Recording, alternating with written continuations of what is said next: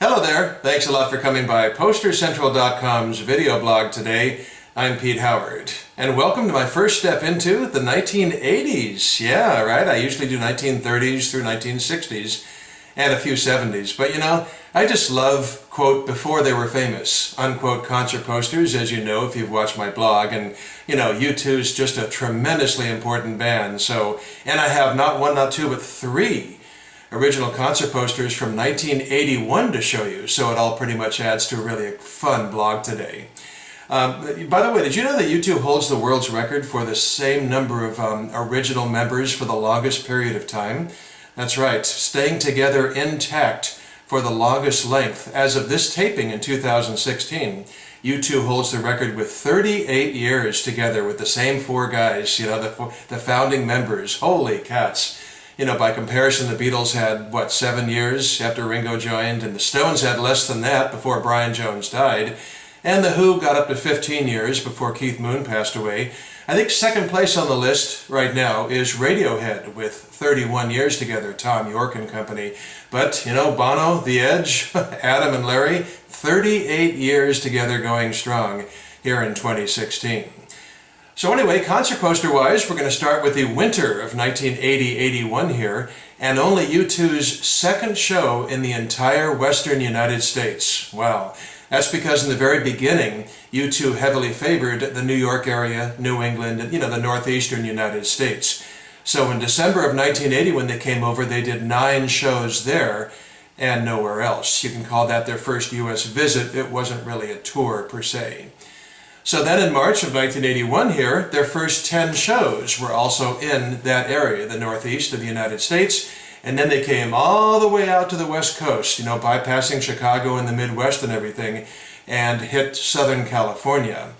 They actually debuted the night before this in San Diego, maybe to sort of get settled and get ready for their big LA debut, you know, because indeed, the next night, right here on this poster, they debuted in the music capital of America, Los Angeles, heavily promoted by very influential radio station KROQ, Rock of the 80s, K-Rock FM. So where did they play? Sunset Strip? Roxy? Whiskey A Go-Go? No. How about the Country Club in Reseda, California, out in the San Fernando Valley? Well, maybe the other places were already booked, I don't know, but you know, if you're an LA native, you know that, you know, sure, Reseda's geographically a bit out of the way, you know, compared to Hollywood and stuff, but Wolf and Rissmiller's Country Club was no dive. It was a very hip place, and lots of really cool acts played there. So on this occasion, 600 of LA's hippest, you could say, packed the place as U2 played their entire first album, Boy, except for the last track on the record. So this was their 21st show in America, and the second again outside of New England. And the poster's quaint and charming and fun in a couple of ways. It has a couple of real, you know, newborn characteristics for the band, if you will.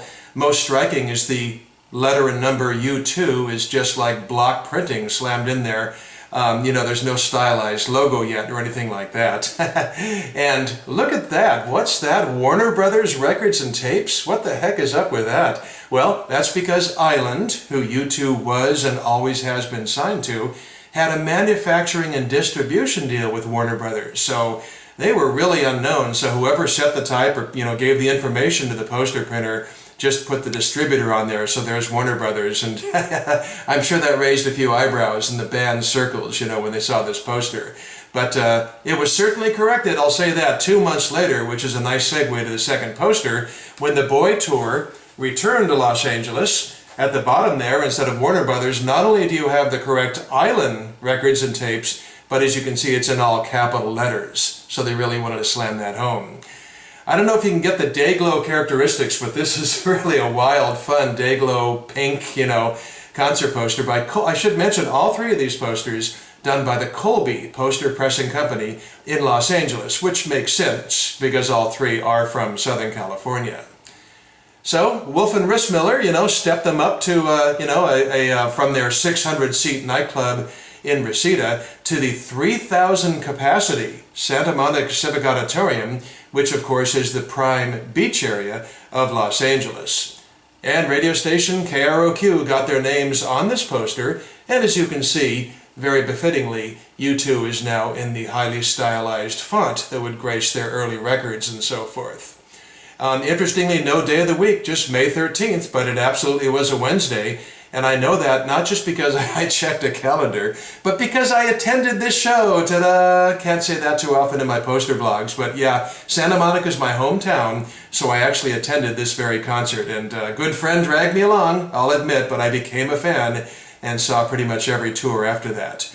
By the way, Romeo Void was set to open, but they canceled, and the Suburban Lawns were the opening act. And so for the last poster now of 1981, let's jump ahead 6 months to November and Thanksgiving weekend. This one has some protective plastic on it, but I think I can dodge the glare. And we have Saturday, November 28th, again of 1981, at the Hollywood, world famous, I should say, Hollywood Palladium. Still another jump in capacity, all within the same year, up to the neighborhood of 4,000, anywhere from 3,700 to 4,400. I've read in various sources, but definitely a bigger place, and of course right in the heart of Hollywood this time. And even though it's the same year, this is definitely now the October tour for U2. And interestingly, the black and white layout and the stylized letter makes it look more like their first album, but it definitely was the October tour. And you've got, obviously you've got KROQ and Wolf and Rissmiller still on there across the top. And Romeo Void, by the way, did open this show, but these Colby posters, they had to grab attention of cars driving by, so they didn't tend to put opening acts on these posters. These are very much, 14 by 22 inch cardboard telephone pole posters posted on busy streets. So unless the opening act would sell tickets by being a star in their own right, they generally did not appear on the posters. This show was broadcast, by the way, on FM radio, so there's really good bootleg CDs of it. And some of those and some websites refer to this as their first ever Los Angeles show. Well, that's because they don't really know Southern California, and I happen to be a native, so trust me, this is their third. Resita's definitely Los Angeles, Santa Monica's definitely Los Angeles, so this is the band's third ever Los Angeles show. So that's pretty fun. Notice a new small credit line on there as well. As you can see there down along the bottom, it does say, produced by Wolf and Rissmiller Concerts. So it's kind of fun to watch, sophistication slowly creep in as any act builds in popularity. So U2, wow, 3 from 1981. That's about as early as it gets, other than those few dates, northeastern U.S. in 1980. But boy, did they go on to change the world and everything. And it's great fun to show you these original vintage telephone pole concert advertising posters. Well, I'm adding a postscript today to those 3 1981 concert posters, and I figured since I didn't have a 1980 concert poster to show you, how about a 1980 promo poster from U2? Because this is unquestionably their very first promotional poster done by Island Records in America. It even says down on the margin, copyright 1980. And it came out, certainly either concurrently with the Boy album in 80, or to me, it sort of feels like an advance tease for this new band Island was excited about signing.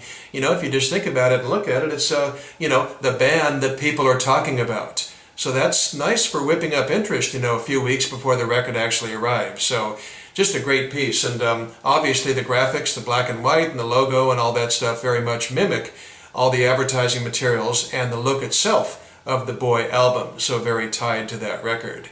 And it does say down in the corner, promotional copy, not for sale, just like all promo copies. So, well, of course, neither are the Colby concert posters, right? Nothing I blog is for sale. That's the whole point.